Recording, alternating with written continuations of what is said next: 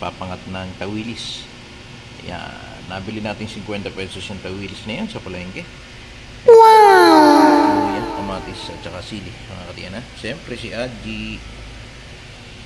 Lagyan natin ng kamatis yung ilalim kasi hahanay natin yung tawilis. Hanay na natin yung tawilis at nilagay na natin yung kamatis, luya, sili at lalagay na rin tayo ng asin dyan. Lalagay na din natin ng kalamansi. Good morning mga batyan. Tawilis, nilagyan na natin yung asin at konting Adji. Eto na yung kalamansi, nilagyan na natin ng tubig.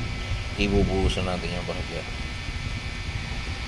Tawilis na pangat sa kalamansi at niluto sa rice cooker, mga katyan. Good morning.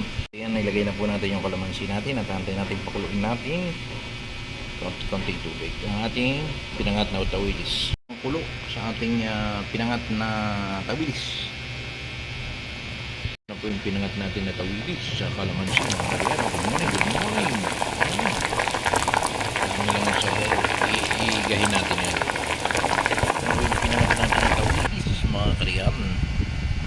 Kalamansi, kamatis, sili at saka si Adji. Wow! Pinangat sa kawali. Iiga-igahin po natin yan. Luto na yan, pero iiga-igahin natin. Wow! Thank you very much and God bless you. Yummy! Mama Mary's loves you.